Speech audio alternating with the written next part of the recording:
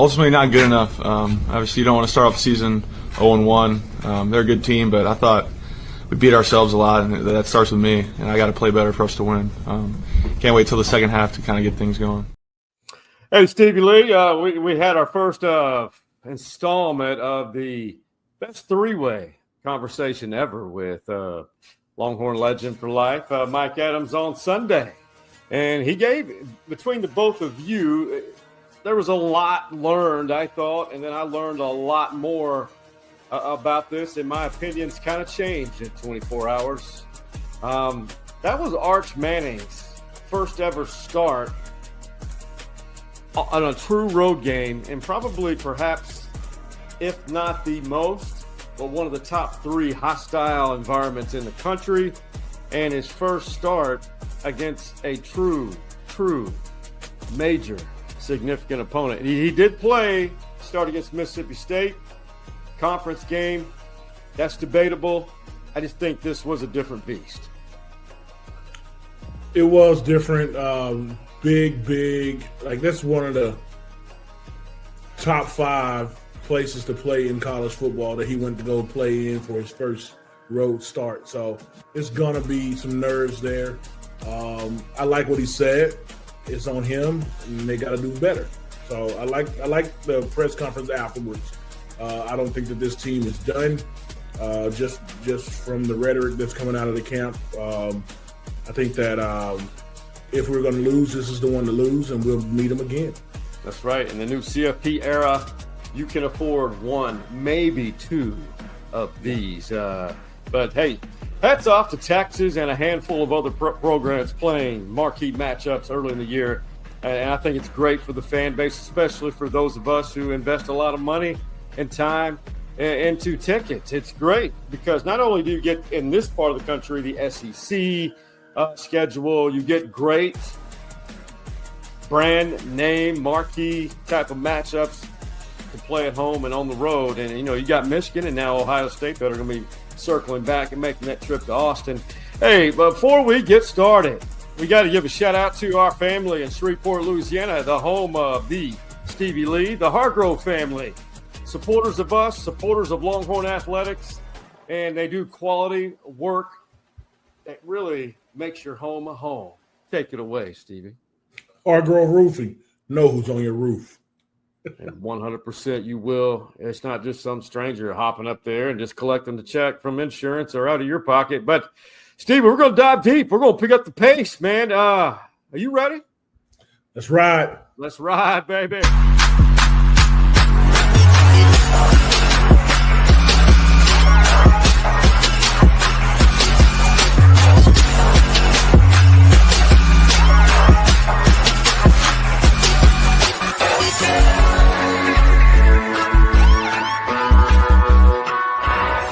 The expectations were out of control on the outside, but I'd say let's finish the book before we judge it. Right? This is one chapter, and we got a long season to go play. A long book, according to these guys, and what I guess everybody would like, a 16-chapter book. I am Sean Clinch, Stevie Lee, both the co-host of the Pass Rush with Stevie Lee. Everybody, I think, needs to tap the brakes a little bit, correct? Mm-hmm. Yep, tap the brakes a little bit. It wasn't what I predicted. I'm wrong. I was wrong. Yep, I was wrong. Wasn't what I predicted, but seems like it is. From what I'm hearing, like I said, from what I'm hearing out of the camp, I like the attitude that we got work to do, and let's go to work.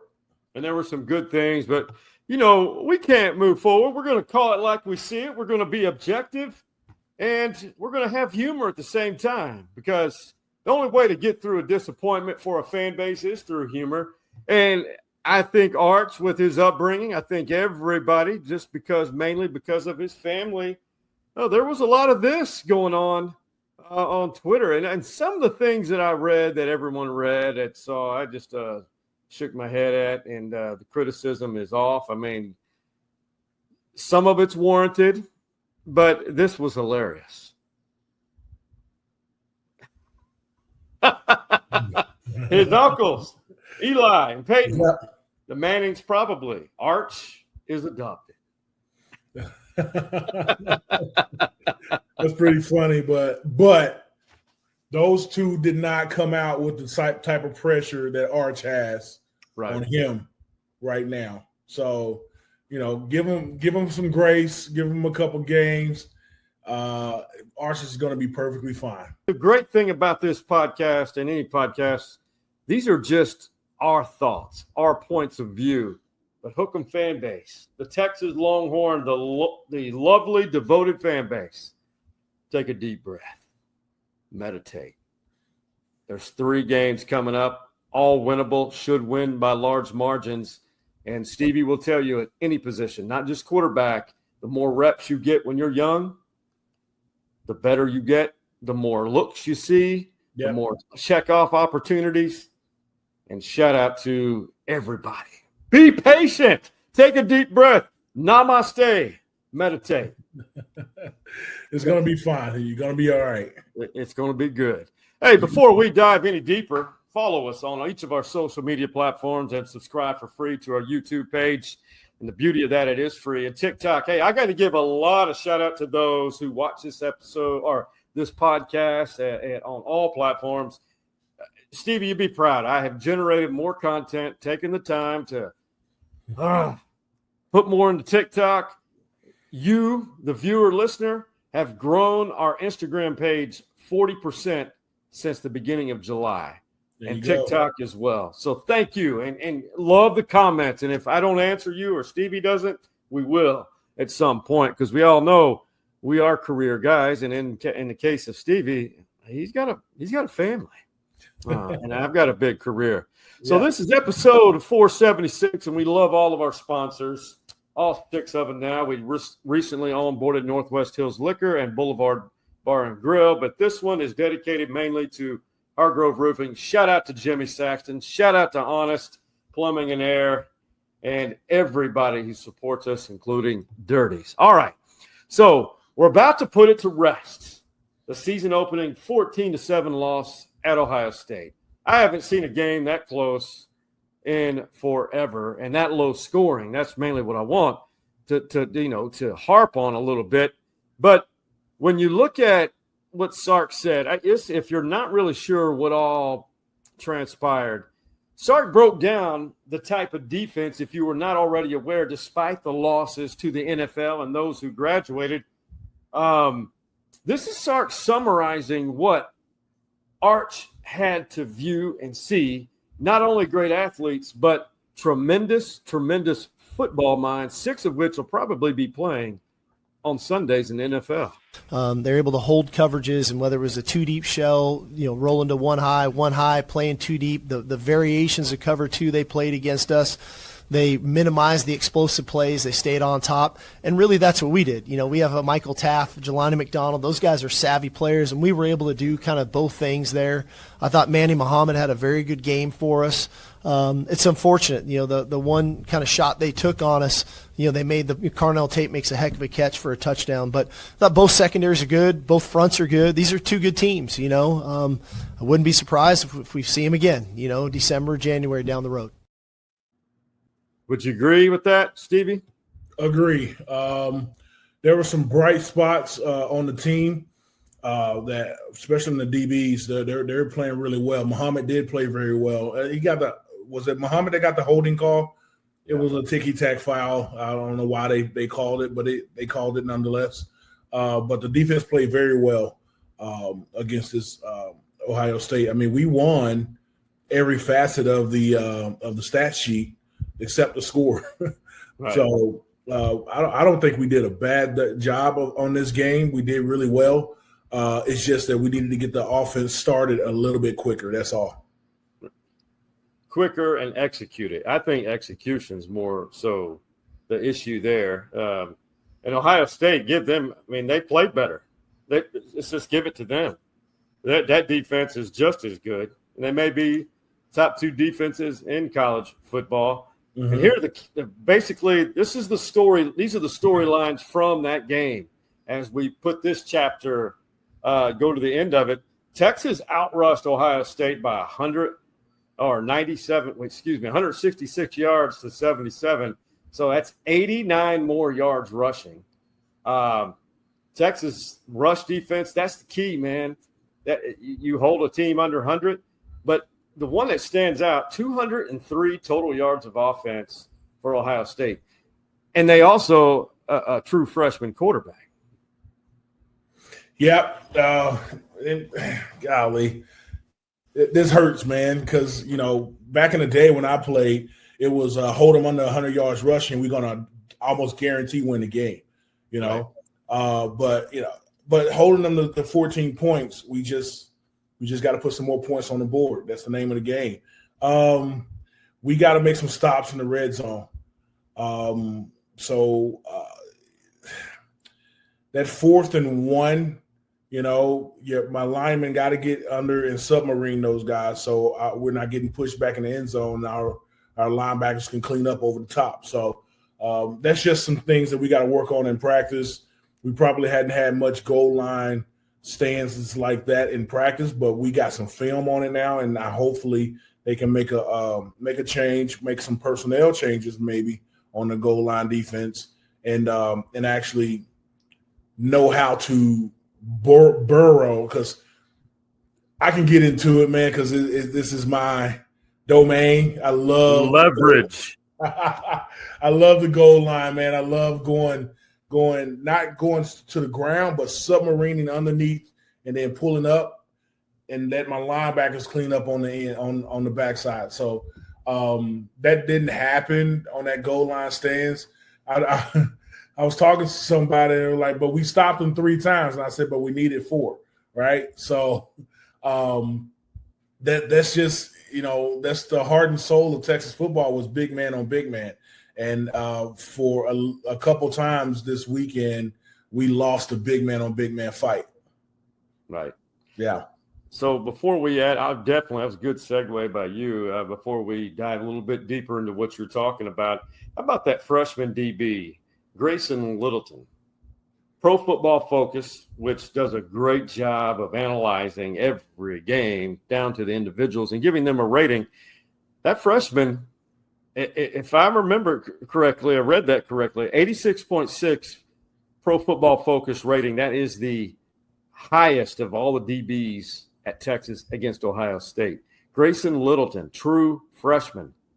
That's outstanding, bro. I mean, he was all over the field and he wasn't lost. He just played loose, and but he has some good mentors back there. But to Stevie Lee's point, 0 for 3 in the red zone. For those who are not too sure, I'd say 90% of you guys watching know what that is. That's when you're from the goal line to the 20 of the opponent's side of the field. 0 for 3. But here's another one. Sark was a gambler, and I respect that. Going for it on 4th down, 20% success rate. And what Stevie was talking about was the key stop by the Ohio State defense that, I think nearly took the sales out of Texas.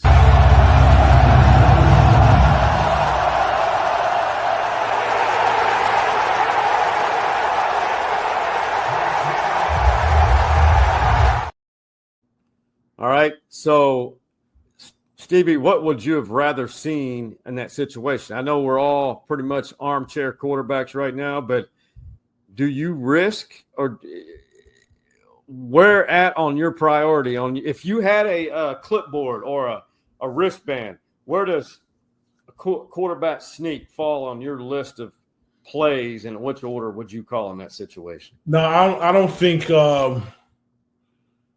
quarterback sneak was what I would have done. I think a trap play or something like that, or going a little bit off tackle or off guard. But I don't think I'm running my quarterback at that. I mean, he's young and too little right now. I mean, he looks good as a good looking quarterback, but he's not the drop my shoulder, I'm going to go get you a yard type person, which we just saw that. Right. But I'm putting the ball in my big back hands. Yeah. So my back can go in there and bounce off somebody and fall into the end zone, So that's just not what I would have called. I think Sark still has confidence in Arch. That's why he called. They still have confidence in his offensive line, but they are still young. So maybe jitters got into them because they did not win. The low man always wins, and they did not win on that play right there. They did not. That's that advantage Ohio State on that. Yep. On that one. They took advantage and exposed, as they should have, less experience in front of them. Yep. So to speak. But as we all do in life, you have the opportunity to learn from failures. Period. Yeah. But the second half I thought was a little different for Arch. Big adjustments, and I felt like Sark talked about that, having the conversation at halftime, and I felt like Arch had a little bit more swagger, so to speak. The growth throughout the game for Arch was really encouraging for me. We're going to be fine. Like I said, we got work to do as a team and as an offense, but ultimately, like I'm getting on the plane knowing we're going to be a good football team. Okay, so they're back. They had their press conference today. It sounded different. They're not trying to put lipstick on a pig. It's the frustrating part about anything, especially football. When you have people at key positions, you can't accelerate their maturation. Mm-hmm. You just can't. This is no shot at any other position on the field, but quarterback, man, you can't. Even Johnny Manziel needed some time. Even Vince needed time. Yep. And Coach is absolutely correct, man. The way he came out of the second half, it made me feel like, and I talked about it a little bit yesterday, it made me feel like that they got away from the script that Coach has always been talking about, and actually relaxed and golly, how do I put this? Coach and Arch was in the second half, they were where their feet were, right? So for me, going off a script, that's being somewhere else. You make that script up in your office. You make that script up on the practice field, somewhere else other than right there, right where you are. So being where your feet are, seeing what's on the field, feeling the atmosphere, and calling plays to that instead of calling plays from the comfort of your office, I should say, or the comfort of the quarterback's room, So when they got rid of the script, I believe they played much better. What Stevie's referring to is there's a good handful of coaches who do it, but especially Sark is one of them. What he does He talked a lot about it. Huh? He talked a lot about it. Yeah. Every game, to begin a game, there's a script of the first 15, 20 plays on offense. And all that is to have control over getting your quarterback and or offense into a rhythm, whether it be up-tempo, expose, see what the other team does, and then after you're done with the script of the 15, 20, whatever number of plays, then you're able to start incorporating your normal motion and see what that defense does because you have data points now. Okay, they respond here. Well, I've got to get a larger grouping of receivers over here and get my playmakers in space. That's what that was, and this is what happened, which really opened it up and gave Texas – they were never out of it, but they needed this play in a big way. Arch Manning. Guns it. Touchdown, Texas! Livingstone! And the Longhorns are on the board. I think we're going to hear that a lot. Parker Livingstone, redshirt freshman, I believe. Large, lanky, tall, skilled, very skilled receiver. Got him one-on-one. And Arch put that ball where only Livingstone, can get it. Yep. And it was pretty, man. And that he had time in the pocket and he stood up. He looked off the safety and then came back right and hit him right in the hands in the end zone. That's the gunslinger football player that Arch is. Arch is not a script guy. He didn't look like a script guy. He was too uptight trying to stay on script and stay on the plan and just let the kid go and play football. You know? And that's when it looked good, when he was just playing football. Just like Vince Young, in my opinion. And absolutely. So all of this would not be possible without that O-line. I thought, and you had said it yesterday as well, I thought for 4 new guys starting, some of which had a lot of experience coming in as a backup in the previous couple of years, thought they played really well, and even Sark addressed that.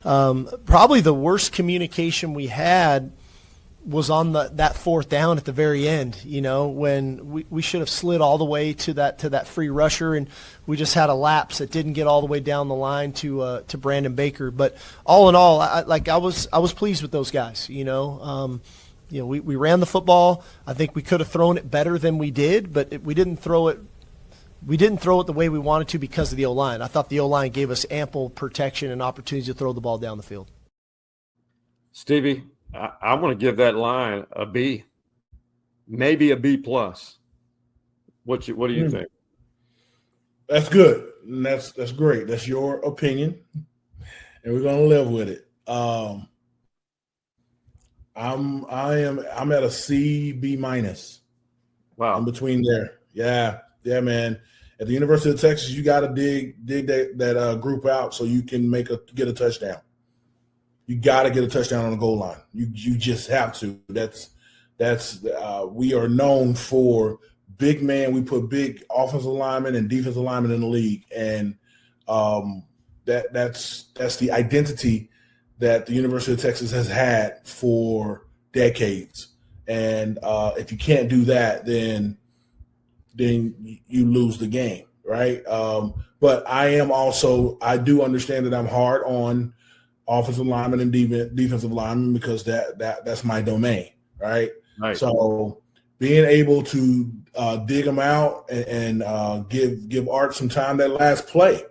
If Arch had a little bit more time, he would have found a receiver open, right? They did come with a blitz, but we still got to pick it up as an O-line. We got to pick that up. So the O-line did well enough to get 7 points, but not well enough to get 14, 21 points. You know, so you just needed. Yeah, they left some points on the table. They left some points on the table, and that 4th and 1 that's probably a little bit play call, but that's also whatever the coaches whatever the coach call, you got to execute it, and they did not execute that 4th down play.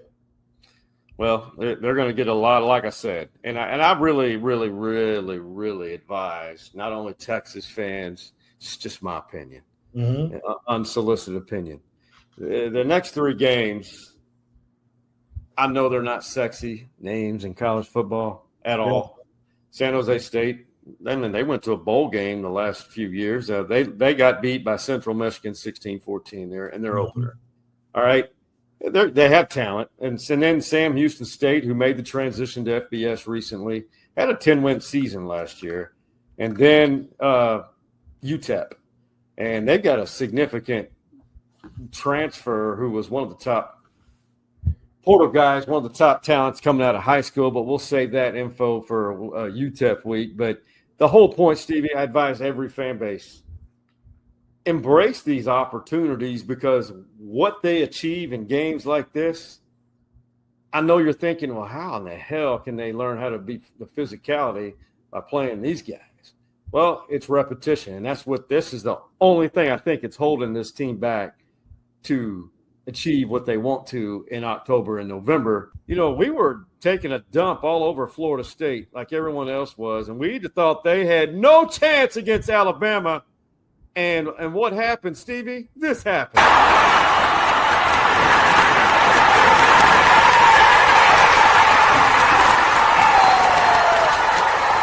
The first big of the year is underway. How good is it to have ball back, folks? We've talked all along about the chemistry on this team and talked about how close we are and how hard we've worked, doing a lot of the right things. But we'll find out. We'll find out if that sticks. All right. I would not want to beat Kalen DeBoer right now. First of all, you can't fault him for taking that job after Saban left from Washington.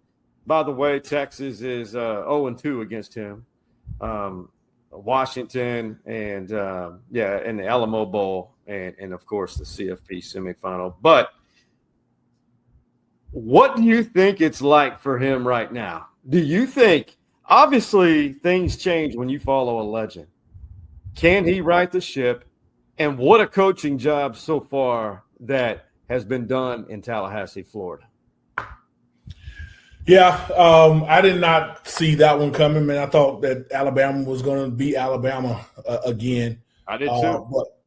But I do see it, man. Nick Saban is a big, big personality that you have to replace there, and that the whole culture change of that university. Now, in the same breath, FSU was tired of being golly, for lack of better words, dumped on last year because the year before they cried about being in the college football playoffs that they didn't make it, and then they did make it and they got killed, right? And then they started the season off in Ireland last year and got manhandled, and then they just did not have a good season. But they've been hearing that, and so they've been changing their culture. And they wanted to come out and show so they had a lot of momentum to change their culture and change the way people look at them. And they came out there and showed it, and they did it against Alabama. They were at home, right? And so, they have their home crowd with them, but it's Florida State got some momentum now. And I think that, I watched a little bit of that game. I watched a lot of that game, and I was really impressed with their offense, the way they were moving the ball and the way they were just playing tough and had grit on the field. So it was fun to watch, and it was just surprising that Alabama could. So, Stevie, your people, do they do this every time they win big games in LSU?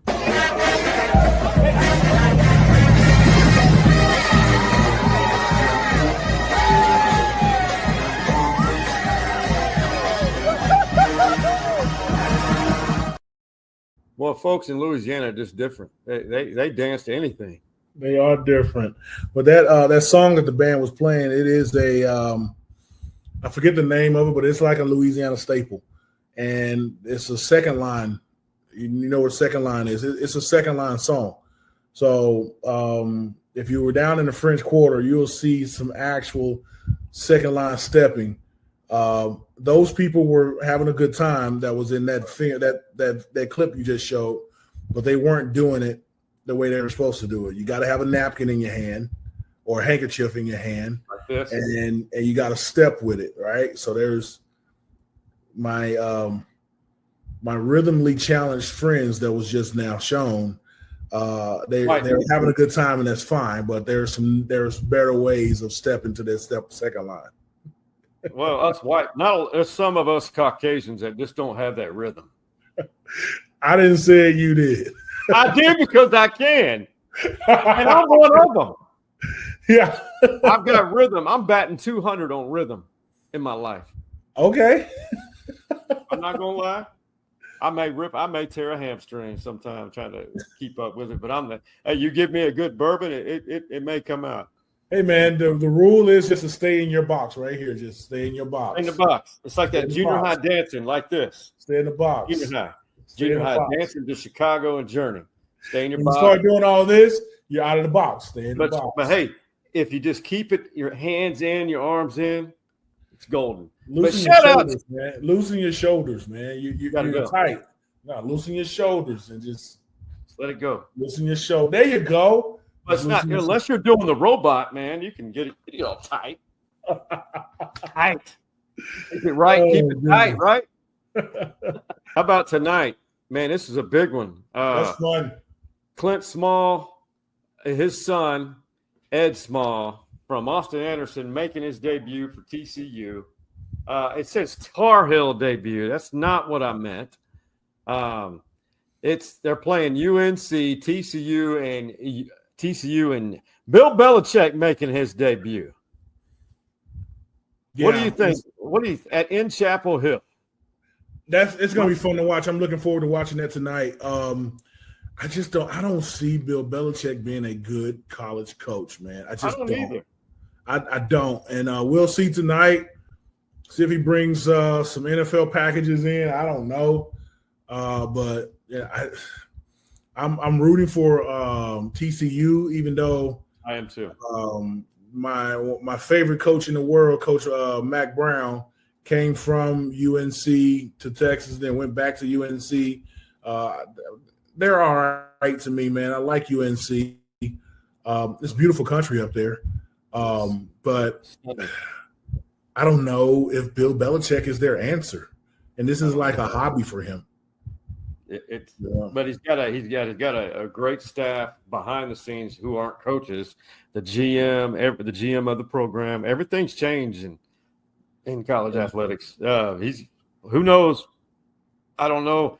But Ed Small running with the twos and the ones, he's going to get a lot of playing time tonight, and he's going to be prime time. Chapel Hill, Austin's own Ed Small, one of the best to come out of the Austin Independent School District, and alumni of the. Oh, yeah. Stories inside the Man Cave VIP alumni. Hey, before we pick it up even faster, hey, I got to give an apology to all the University of Houston Cougar alumni and fan base. I honestly thought, I thought my boys from Nacogdoches, from the Piney Woods, Stephen F. Austin, would shock the world and upset Houston last week, Thursday before last, this past Thursday. Man, Houston has a better defense than I thought. Stephen F. did a great job defensively. He couldn't get much offense going. Houston, my apologies. I'll admit it. I was wrong, but I'm still Axum Jacks for life. Stephen F. lost to you 27-0, and I wish you guys at Houston, I hope you get to a bowl game and compete for the Big 12 championship. How about that, Stevie? Is that yeah, absolutely. So if you don't score, if Stephen F. Austin doesn't score, typically Houston or someone that they're playing, or if a school doesn't score, typically the score is way lopsided, right? Yeah. That means that they did a bunch of 3-and-outs and the defense still tried to hold its own. 27 points is not bad. Not awful. Holding them to 27 points is not bad when your offense can't do anything. So I see where you were going with it. They probably have a couple of more steps, maybe a play or two here to put some points on the board. It could have been closer than what it really was. So yeah, that's good. Yeah. That's good analysis by the Stevie Lee.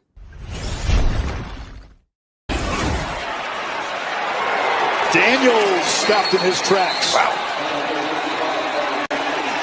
You said 1-2-0, and Shad Banks is holding up his part of the 210 area code. All right, Stevie, the Aggies struggled against Jeff Traylor and the UTSA, UT San Antonio Roadrunners. That was a big-time hit on the Aggie running back. You saw that score in the third, 4-point game. And right before that, UTSA reeled off a 75-yard touchdown run against the Aggies. All right? Aggies are good. They're talented. I still think A&M could be a surprise this year to make a run the CFP. But before I get your just feedback on this, I want you to hear our guy, Man Cave VIP alumni multiple times, Jeff Traylor on his team against the Aggies. Sounds like they've got another chance to run for another conference championship. I just wondered how our kids were going to handle it then, and they didn't blink. And you could say, well, yeah, because y'all were, winning some of the game. I don't know if we were ever winning we were in the game, whatever you want to say. No, even when they kind of were getting away from us, we never flinched. We've got championship fiber, and we were about the right stuff. You can tell he's Texas high school coach through and through. By the way, Stephen F. Austin alumni, Jeff Traylor. Axum. There you go. So, go ahead. Well, I was going to say a little bit about that game, man. I think UTSA got something special going on down there, man. Holding a SEC school in the third quarter, what was it, 17-24? 21-17 in the third, man. That's heart. You got some heart out there on that field that believed. Apparently, UTSA, pulled off. The Aggies pulled away from it at the end, but that was hard to just come out there and only being down by 4 points like that in the third. That had the makings of a big upset for the Aggies' home opener.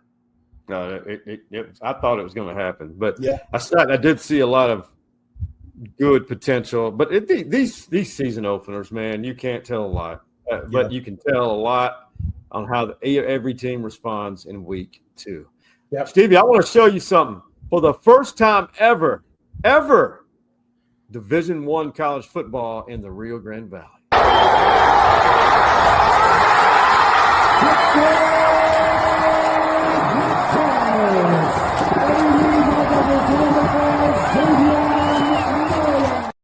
How about that stadium, bro? They converted a soccer stadium, a semi-pro soccer stadium, into a division. It looked good, and it was full. Yep, it was. Rio Grande. Yeah, that's going to be fun to watch and keep in touch with, man. That's awesome. All right, massive week 2 matchups. We'll start out with this. You may laugh at me, but there's not a lot of big ones this week in week 2, Stevie. There's only 2, and one of them's up in Norman, Oklahoma.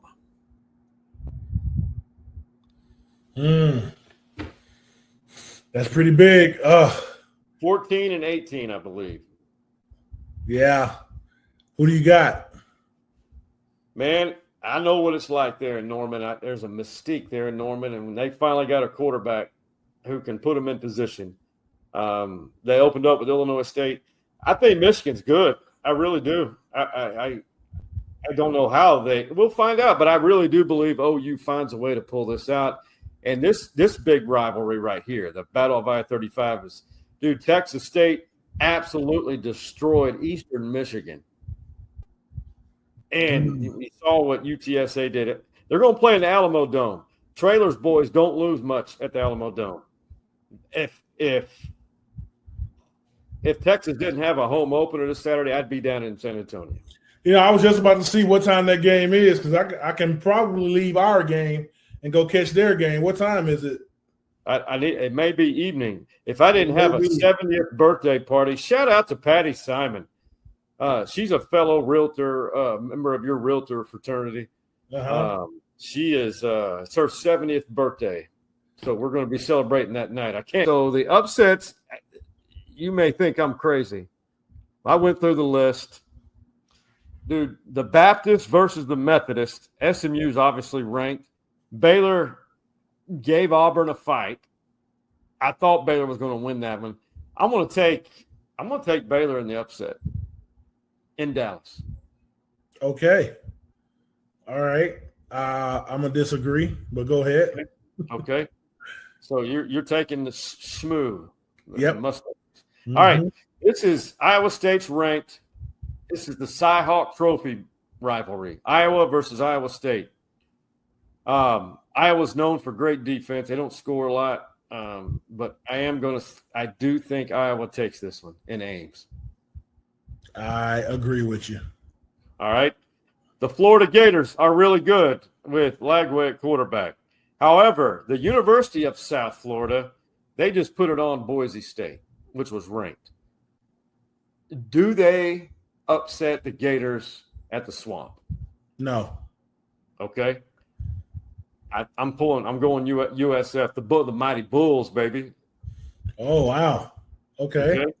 Mississippi State, Well, I don't know how good they are. I know how good Arizona State is. They're good. But Mississippi State's at home in Stark Vegas. Do they upset the Sun Devils?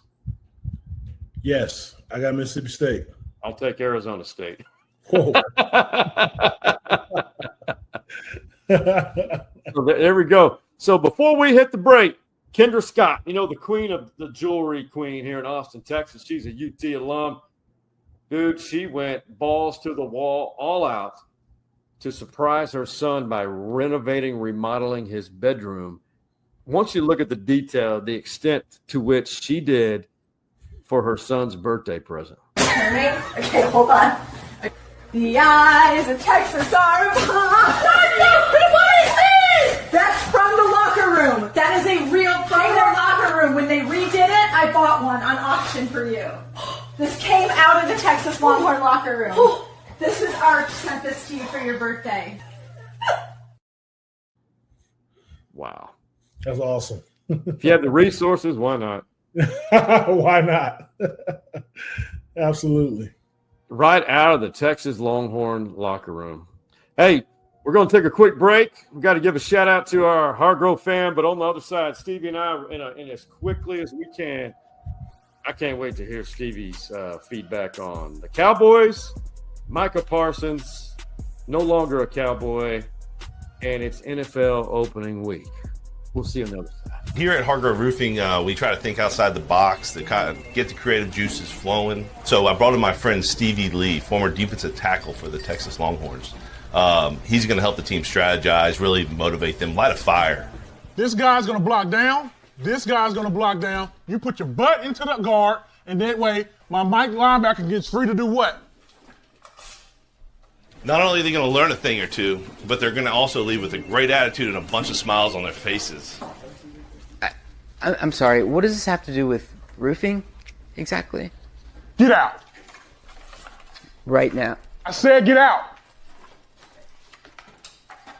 For me, that's what it's all about. It's just having fun, making our employees have a great time. Hargrove Roofing, know who's on your roof. Stevie, I'll never forgive you for knocking those papers out of my hands as hard as you did. That was anger. A lot of anger right there. It wasn't, man. It was just acting. I promise. I know. You got an Academy Award for that. Or a Golden Globe, whatever we. Anyway, it's also NFL regular season opening week.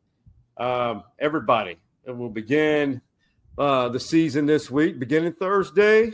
It's the Cowboys and Eagles. They usually start. And then on Sunday, the Texans are at the Rams. First off, I won't go into predicting who's going to win the Super Bowl, but I'd love to hear your reaction to Jerry Jones cutting the cord on Micah Parsons, getting 2 future first-round draft picks and a defensive tackle from Green Bay in Kenny Clark. The problem with those future first-round draft picks are both of them Green Bay's first-round draft picks, or are they one of them somebody else's? I'm pretty sure that they were Green Bay's because Green Bay. They're both Green Bay's. So Green Bay is going to be, with this trade, Green Bay is going to be good. So it's going to be late first-round picks, right? So I always wanted Dak and the Cowboys to do well. I always want the Texans to do well. But I have to shift my loyalty, man. I can't do this whole Jerry Jones and rigmarole right now, man. Like that was actually terrible, right? First of all, we know that you make deals with the agent involved, and not pulling in David Mugileta to help. Well done on that. Yeah, to help. We went to college together. Really? Yeah, he went to Texas, and then he went up to Nebraska to go to law school. And then a lot of my clients are his clients. So we've done some work together. In fact, I closed him. I closed him. He had a house in Austin, and I helped him out. Anyway, I know him. But for him to blackball him basically and not get him involved in the negotiations, I think Micah wanted to be a Longhorn, a Dallas Cowboy. But the way Jerry handled this whole situation, I don't like it. It stinks to me, man. It really, really does. And I wanted him to be a Cowboy, but to let someone go with that type of talent, and without paying him what he was just asking for, right?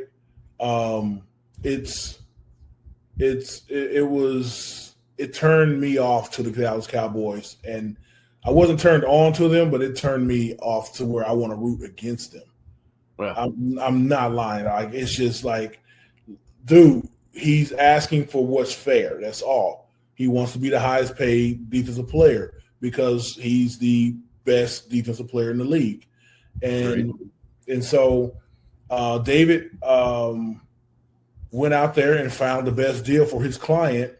And I don't know why the Cowboys' ego got in the way of keeping a generational talent, just the same way the Dallas Mavericks did with Luka. It's a Dallas problem right now. Dallas is going through a pandemic right now. Our TikTok in the man cave, you see some wild stuff, though. I've seen more since I've been adding content. So, iguanas are fun lizards. They're good pets. But did you know that their tail is quite dangerous? Did you know that? Did not. Well, we're going to learn right now. Ah! Ah! Ah! Ah! No! Oh! Stop! I did not know that. Dude, that tail is like a whip. I did not know that. Well, thanks for letting me know. I will stay away. Now, don't piss off an iguana. Yeah, man. That's worth another look. Look at this. But watching. That's a good looking iguana, by the way. Yeah, he got an instant welt on his back. Easy, and that on his thighs and on his. It may have shredded his ACL. Ah! Is that the guy kept going back for more? Yeah. Not very smart. Hey, man, tell me something good.